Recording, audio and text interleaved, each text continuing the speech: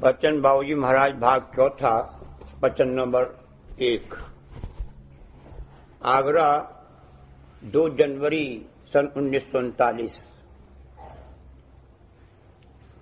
दुनिया जड़ है, सूरज चैतन्य है, इसलिए परमार्थी का मेल दुनिया और दुनियादारों से नहीं हो सकता।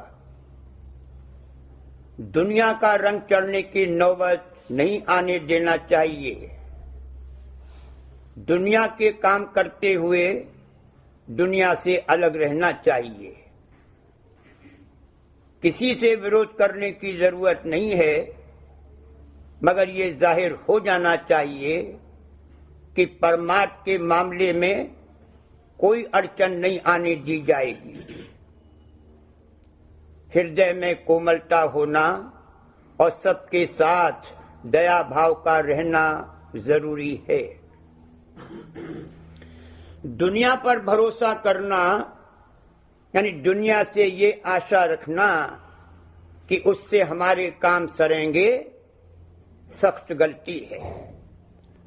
दुनिया जड़ है और इसकी सूरज चैतन्य है, इसलिए दुनिया का और इसका मेल नहीं हो सकता। सूरज को यहां से निकालना ही होगा और इस काम में दुनिया यानी दुनियादार और दुनिया का सामान व संपत्ति और दुनिया को रचने वाला काल सब मुखिल और विरोधी हैं। जिसने दुनिया का संग किया और उस पर दुनिया का रंग चढ़ा, समझ लो कि वह दुनिया में खप गया और मर गया। दुनिया का संग और रंग जहर हलाहल है। ये जहर ऐसा नहीं है कि इसका असर हुआ और गया, बल्कि जमा होता जाता है और इसको नीचे उतारता जाता है। जो दुनिया में रच गया, पच गया और खप गया, वो बिना कर्म दंड भोगे वहां से नहीं निकल सकता। संग करके रंग चढ़ता है, फिर खिलता है और रचता है, तब उसमें पचता है और खप जाता है। जो रंग चढ़ गया तो फिर रचने, पचने और खपने का जरूर डर है, इसलिए रंग चढ़ने की नौबत ही नहीं आने देनी चाहिए। दुनिया में रहकर इससे ऐसे अलग थलग रहने की जरूरत है कि इसके संग का जहरीला असर न आने पावे। ये बड़ा मुश्किल है, लेकिन अगर ऊपर बयान की हुई बात हमेशा याद रहे और चौकन्ना व होशियार होकर रहे तो खराब असर से बहुत कुछ बचाव हो सकता है। अगर किसी मौके पर अपने को न बचा सके तो कम से कम उस वक्त इतनी होशियारी तो रहनी ही चाहिए कि उसको साक्षी होकर देख सके, यानी खराब असर गफलत की हालत में न आने पावे। और ये मत ख्याल करो कि कुछ असर नहीं होता। दुनिया को सुना, दुनिया चढ़ गई। दुनिया को देखा, दुनिया चढ़ गई। यानी कर्म इंद्रियों द्वारा कर्म करके और ज्ञान इंद्रियों द्वारा ज्ञान या इम्तियाज करके जो भी रस दुनिया का लिया गया है, वह अपना खराब असर जरूर पैदा करेगा। किसी भी इंद्रिय का भोग रस हो, उसको लेने के लिए इसकी चैतन्य की धार जाती है, जो बाद भोग रस लेने के कमोबेश वहीं छूट जाती है। उसको वापस लाना बहुत मुश्किल है। वजह इसकी ये है कि जिस कदर आसक्त होकर धार भेजता है, उसी कदर उस पर इक्तदार और काबू नहीं रहता। अगर आसक्ति न हो तो उसको वापस ला सकता है। ये मुश्किल है, मगर जहां तक हो सके कार्रवाई करने के बाद चैतन्य की धार को ज्यादा से ज्यादा जितनी ला सके वापस लाने की कोशिश करना चाहिए। वैसे कुछ न कुछ अंग तो जरूर छूट जाता है। इसलिए कहा गया है कि दुनिया दुश्मन है, इसको अपने सिर पर मत चढ़ने दो। बड़े होशियार और चौकन्ने होकर रहने की जरूरत है। दुनिया के चढ़ने और घुसने का रास्ता इंद्रियां हैं। किसी इंद्री के भोग और रस की चाह उठी कि फौरन उसको वहीं रोको। अगर उसी वक्त रोक और संभाल नहीं की गई तो जरूर धार जाएगी और चैतन्यता क्षीण होगी। जो चाह ये उठाता है उसका नुक्ता अंदर में बन जाता है और बार बार उस चाह का चिंतन करने से उसमें ताकत आती जाती है। जब मौका मिलेगा उसको पूरा करने का सामान मुहैया करेगा और उसमें जरूर बरतेगा। इसलिए जब भी कोई चाह मन में उठे फौरन उसी वक्त अपने अंदर में पूछो कि ये चाह क्यों उठी, इसका क्या मतलब है, क्या इसका असर होगा, मालिक की भक्ति करने में ये क्या विघ्न पैदा करेगी। जैसे चौकीदार जरा आहट हुई या पत्ता भी खड़का तो होशियार हो जाता है कि किधर से चोर आ रहा है और उसको पकड़ने के लिए तैयार हो जाता है। उसी तरह से हर वक्त चौकन्ने होकर देखते रहो कि कोई चाह तुमको दुनिया में न घोल ले और तुम पर सवार न हो जावे। दुनिया को अपना दुश्मन समझकर यहां बर्ताव रखना चाहिए। इससे ये मतलब नहीं है कि ख्वामख्वाह लड़ाई झगड़ा किया जाए, बल्कि यह कि जैसे एक दुनियादार का दूसरे दुनियादार से मेल होता है उस तौर पर परमार्थी का दुनियादार से मेल नहीं हो सकता। परमार्थी इस बात को खूब जानता है कि कुटुंब परिवार वाले व यहाँ के वासी जितने जीव हैं वे सब और यहाँ का धन दौलत विद्या हुकूमत नामवरी वगैरह सब गले में फांसी डालने वाले हैं। काल व माया और उनकी कुल रचना सब मिलकर जाल बिछाए हुए हैं, घाट लगाए हुए हैं और दांव पेच तैयार करके रखे हैं कि जिसमें इसकी सूरत यहां से न जाने पावे। परमार्थी को किसी से वैर विरोध या अदावत नहीं होती, बल्कि वह औरों की तरह ही सबके साथ बरतता है और सलूक करता है।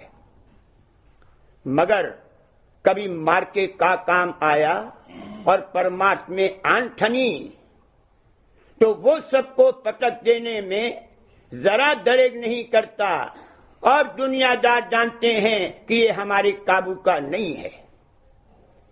अभी हमारे साथ काम कर रहा है मगर न मालूम किस वक्त किस मौके पर हमसे छिटक जाएगा और हमारा साथ नहीं देगा। और दुनिया को ये जतला ही देना चाहिए कि तुम ये न समझना कि हम तुम्हारे गोल में से हैं। इसके लिए दुनिया की साख उठ जानी चाहिए और दुनिया की इस पर से साख उठ जानी चाहिए। कहने का मतलब यह है कि दुनिया में हर दिल अजीज नहीं बन सकता और न इसके लिए कोशिश ही करनी चाहिए। दुनिया में तो उस शख्स की कदर होती है और तारीफ की जाती है जिसके पास धन है या विद्या है या हुकूमत है या दुनियादारों को आराम व आसाइश पहुंचाने का सामान है। इन चीजों की परमार्थी के नजदीक कोई कदर नहीं है। फिर वो कैसे दुनिया में उस कदर और मोहब्बत की निगाह से देखा जा सकता है जिससे दुनियादार दुनियादार को देखता है। जब तक धन विद्या हुकूमत और दुनियावी संपत्ति में से ये मोह और बंधन नहीं निकलेगा तब तक अंतर में चाल नहीं चल सकती। दुनिया से जरूर तोड़नी पड़ेगी। अगर दुनियादार दुनियावी निगाह से तारीफ और प्रशंसा करें तो समझ लेना चाहिए कि परमार्थ नहीं बन रहा है। कहा है कि जिसके संस्कार निकृष्ट हैं उनसे एक ही काम बन सकेगा, चाहे परमार्थ कर ले और चाहे दुनिया कमा ले। और जिसके संस्कार अच्छे हैं उसके दोनों काम बखूबी बनते चले जाएंगे।